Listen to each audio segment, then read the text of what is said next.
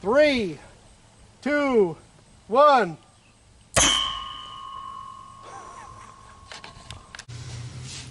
Hey there guys, I'm really excited about the project that we have going on this week. We're going to be building a hydrogen-powered potato cannon. Okay. Now, what we're going to do is we're going to go through all the science, all the go through the process of how we're going to be producing the hydrogen and oxygen. We're going to go through the combustion process, through projectile motion, and we're going to make a prediction on how far this potato launcher will shoot the projectiles. Okay. Now, once we have a good prediction, we're going to go and we're going to build a prototype. We're going to actually build a hydrogen-powered cannon. We're going to launch it. Okay, we're going to have some fun shooting probably like billiard balls out, and then we're going to sit down. We're going to compare how far it actually launched them versus how far the math and the science says it should have. Okay. Now, to get us on the same page. This is the diagram of our cannon. We have the chamber, barrel, and then the angle that the barrel makes with the horizontal is going to be angle theta. Now, we need to know, in order to calculate how much energy is going to be released, we need to know exactly what's inside of our chamber here. Okay? So we need to regulate that really, really well. So we're going to initially fill the chamber full of water. And then we're going to pump in the hydrogen and oxygen, and that's going to displace the water and push it out. That way we can be sure that everything that's inside the chamber is a stoichiometric mix of hydrogen and oxygen. Okay. Now I'm going to go through some of the process on how we're going to be producing this hydrogen and oxygen. And it's called electrolysis. Okay. And the general idea is that we're going to have a tub of water. And the water has to have some ions in it. Maybe you put some salt in there or some baking soda. And you run a voltage through the water, and it will start producing hydrogen and oxygen gas as long as you have at least 1.23 volts. Okay? Now, the problem with this is I'm going to be using a 120 volt outlet. And so if I were to put 120 volts through this, most of that energy would just be producing heat. Okay, so it wouldn't be producing a whole lot of hydrogen and oxygen. It would just be producing a lot of heat.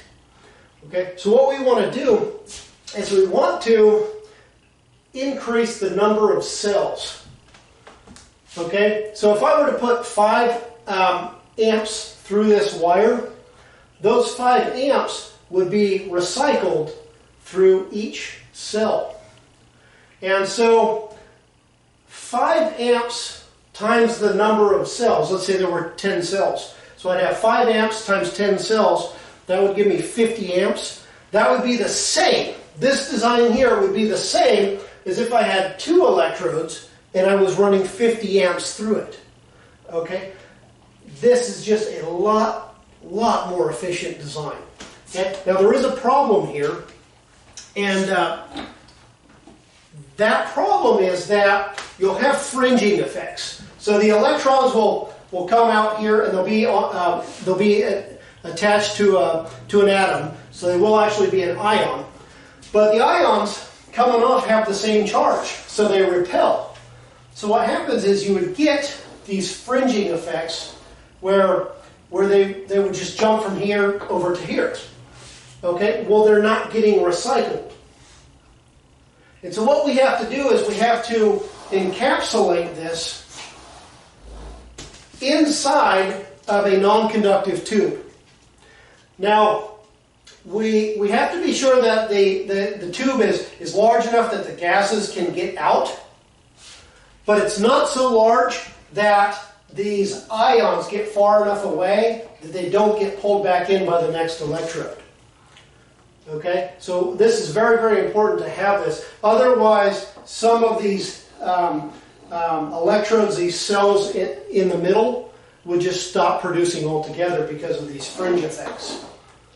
Okay, so we have to have the tube to force the ions to stay close to the terminals. Okay, so now we need to know how much. We need a way to control how much hydrogen and oxygen are inside the chamber. And we're going to do that by regulating amperage.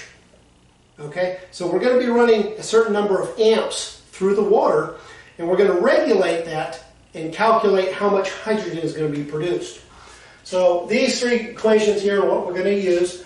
We have 2 moles of hydrogen plus 1 mole of oxygen will produce 2 moles of water when it ignites, and it will also produce 493 kilojoules per mole when it goes off. Okay, for every 2 electrons that we pass through the water, we're going to produce 1 mole, for every 2 electrons that we pass through the water, we're going to produce 1 molecule of hydrogen. And then on top of that, we have our amperage. And if I were to pass 1 amp through the water, that's the same as pushing about 10 to the 19 electrons every second through the water. Okay, so we're going to use these 3 equations to tell us how many hydrogen molecules are being produced. Okay, so this right here is what I have here for 1 amp. So if I were to have 10 amps, it would be 10 times that amount. Okay, so I have my number of amps times the 10 to the 19 divided by the 1.602. That gives me the total number of electrons that are passing through the water per second. Okay, now I multiply that by the number of cells. Remember I said that it magnifies, it reuses the amperage. So I multiply it by the number of cells. Now I have this 1/2 term here because this is the number of electrons in 1 second. Well, the number of electrons is twice the number of hydrogen molecules. So I have to divide it by 2. Okay? Now, I also have to multiply it by the time that I'm running that amperage. So if I were to run 1 amp for 1 second, that's going to have a lot fewer electrons than if I were to run 1 amp for 60 seconds. So I always have to multiply it by a time. Okay? So what this does here is this tells us how many molecules of hydrogen are inside this chamber. Okay? Simply by regulating the amperage. Okay? Now, what we need to know is once we know how much hydrogen and oxygen is inside, we need to know the amount of energy that it releases when we spark it. Okay? And that's what this equation here tells us. So this term here is exactly what we have up here. So it's the number of hydrogen molecules. We have to take that, we have to divide it by Avogadro's number, 6.022 times 10 to the 23rd, to give us the number of moles. Okay?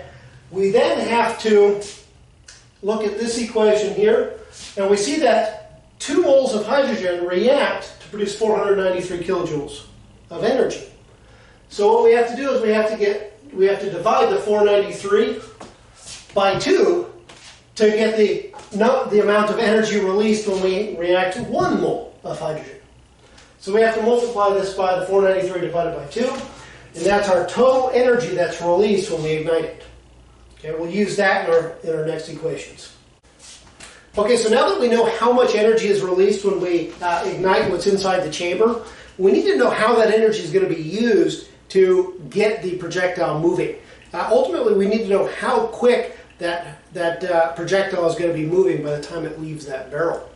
And so initially what I did is I said, okay, the energy that's released when we combust, which we previously calculated, that's going to be equal to, in essence, the integral of the specific heat at constant volume from initial temperature to final temperature. Now when I did that, I ended up getting about 5,000 Kelvin, which I knew couldn't be correct. Okay, so I did further research and found that there are additional vibrational states of the water molecule that kind of open up, and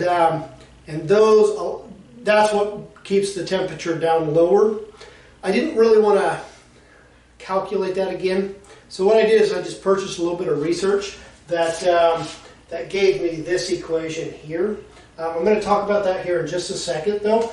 The reason I used specific heat at constant volume is because the combustion process takes place so quickly that the increase in any volume due to the projectile moving forward is so negligible that we can look at this as 2 separate processes. A combustion process at constant volume and then the gases inside here expand, create a lot of pressure, and then we can look at an adiabatic expansion of that gas as being what projects it forward. Okay, so again, this method did not work for me. Okay, so the research that I purchased gave me an interesting equation here. What this is the pressure after combustion. Okay, so PC, the pressure after combustion, is related to the pressure of the reactants before they go off in this equation here. Now, I'm not allowed to say what A and B are, I don't think, because I had to purchase the research, but this gives you an idea of how I did things. What this means is that if I can increase the pressure of the reactants, I can change the pressure of the combusted products. Okay, so not only do I want to regulate the amperage and ultimately the amount of gas that comes in, I also want to regulate how much water leaves. And the reason is that, let's say it's 1 atmosphere inside. Well, if I push half of the gas back, I've in essence created 2 atmospheres of pressure inside. And so I can manipulate what the final pressure will be once I ignite it. Okay? Now, as I mentioned earlier, we're looking at this as 2 different processes. We're looking at combustion, and then we're looking at adiabatic expansion of those gases secondarily. So we're going to use the adiabatic expansion equation. P1 V1 to the lambda is equal to P2 V2 to the lambda. If we apply this equation to our model here, that's the same as saying PC times V naught, where V naught is the chamber volume, to the lambda is equal to the pressure at any given moment times this quantity here. Now this quantity here is the chamber volume plus the volume inside the barrel before the bullet. So it's continuing to increase as the projectile comes out. Okay, so A is the area of the barrel, and X is the displacement from the chamber along the barrel. Okay, so solving for P here, we know that pressure is force divided by area.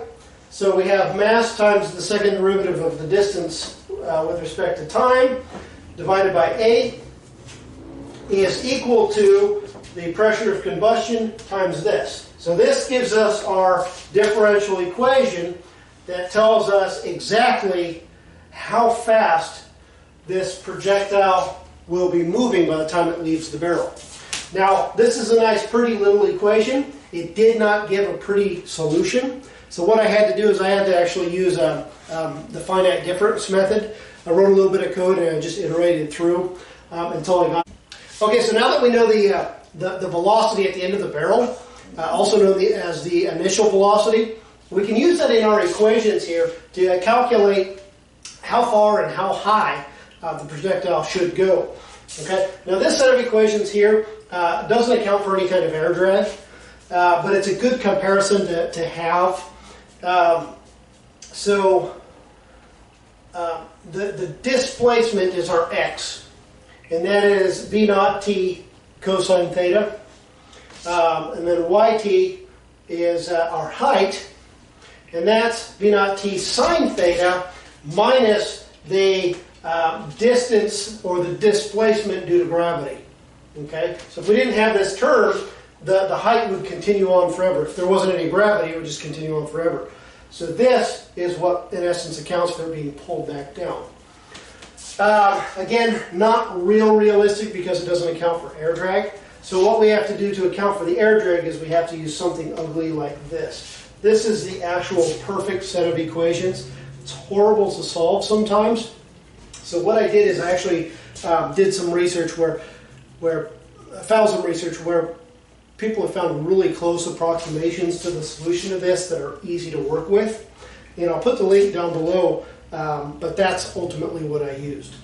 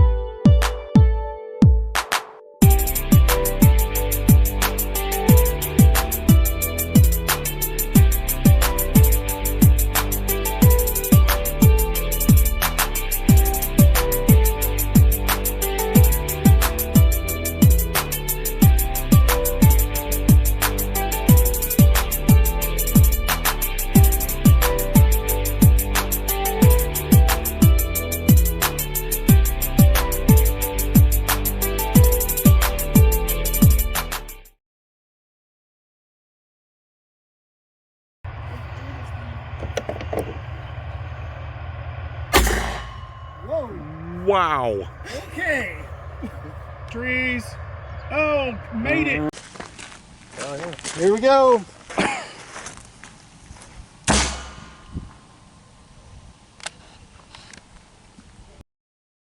Well, not too far.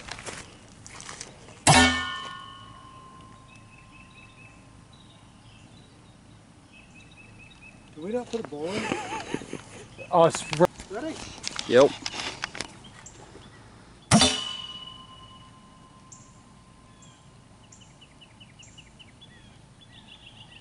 Did it happen? It looked like something.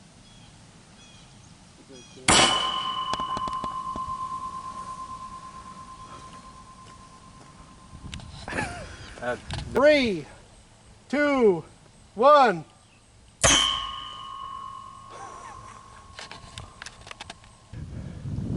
Okay, so we're out here filming the hydrogen cannon, and we've done a couple really bad shots and a couple halfway decent, maybe, would you say? So anyways, we're charging up for the next shot, so I'm going to show you a little bit about, just kind of talk about some of the equipment that I used here. So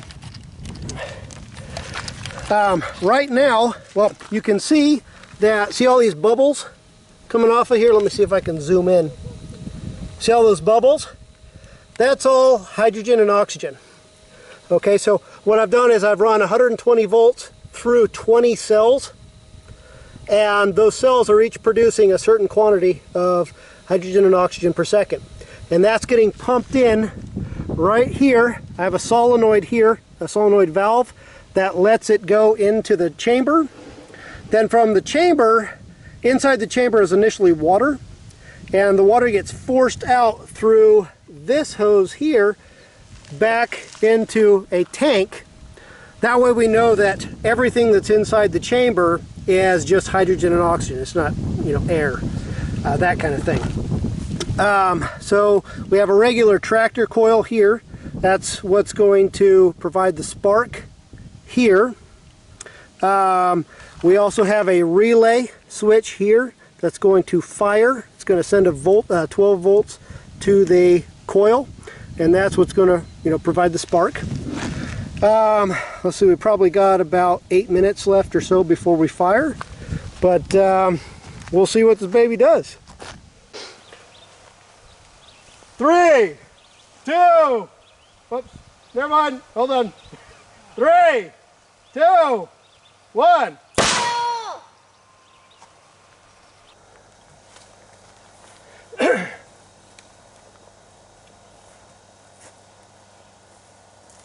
Okay. Kind of headed into that tree, aren't we?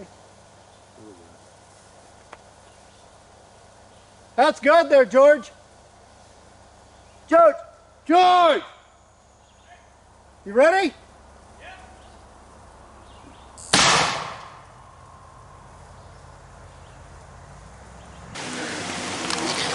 So we are out at my buddy George's house, and we're kind of barbecuing, having a little bit of food before the rain goes away. Waiting to do a final shot with the Canon here, and I have to admit that it has been a long time since I've actually done stuff like this and had this much fun. So, anyways.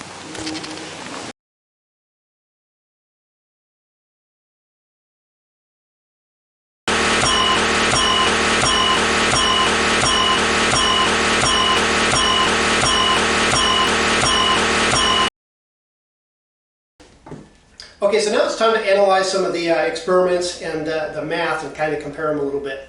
Now, to be honest, I don't have anything that's like rock hard data. I had a very hard time dealing with the footage. It was hard finding good spots to shoot, although I'm extremely grateful for the people that let me use their property. That was awesome, because I would have basically nothing without them. Anyway, so this is going to be kind of a rough approximation on things. Now, the first shot that you see in the video after the build, in that shot, I used basically one of these, very similar to a racquetball, hollow in the middle. And of course, when I had to put it in the barrel, I had to compress it, so it had a nice seal to it. And of course, that shot was like the loudest. It was, you could see the fire coming out. There was good compression. And we didn't have any loss of air due to air leaking around the ball. So in that case, the distance that it traveled should very well correlate with the math. And according to the math, it should have gone about 220 feet. And the reason is it came out really quick. But the ball is so light compared to how big of a surface area it has that it's going to die off quick. Okay? And if you look at the footage, it died just over those trees. And so I believe that to be very, very close. I believe it to have gone probably 220, 230, somewhere in that range. Very close to what the math says. Now, on the other shots, I used a billiard ball. Okay. Now this is a little bit larger than a standard billiard ball. Typically they're 2 1/4 diameter inch. This is 2 3/8 inch. But it is hard, so it fits nicely in the barrel, but there is a little bit of play. And you can see in some of the footage that we did do a shot where the ball actually stayed in the barrel. It got stuck, and the gases didn't have any problem escaping around it. And so with the billiard ball, we're going to have a very large inefficiency, because a lot of those gases are just going to escape around it and go out, and then leaving less pressure to move the ball. So with the billiard ball, when we were calculating the combustion energy versus how fast it was coming out, that was a very low accuracy because of no seal, or at least I believe because of no seal. However, when we were calculating how fast it was coming out versus how far it went, I believe that to be very accurate. Okay, so let me explain how I did that. So in the footage, I would take two frames. So I have the cannon, I have the barrel here. I would take two frames where I could see the ball, and then another one where I could see the ball. And those two distances, I would compare it to the length of the barrel. And so I could tell how far it has traveled in one frame. And then I divide it by the time of the frame, and that gives me the velocity. And in that last set of shots, I calculated about 41, 42 meters per second. And at 62 degrees, it should have gone about 300 feet. And I wrote that down even before I did the calculation. And when I did the calculation, it said 309 feet. So I'm very good distance of judge of distance, you know, for the 1 to 3 or so hundred feet. And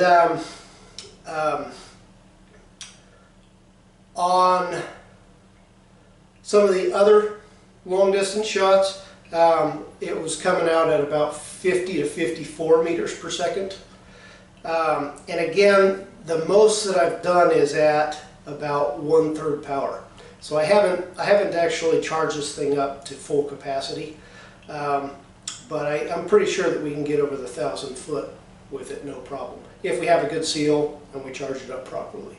So anyways, hope you enjoyed the video. If you did, please consider subscribing and liking.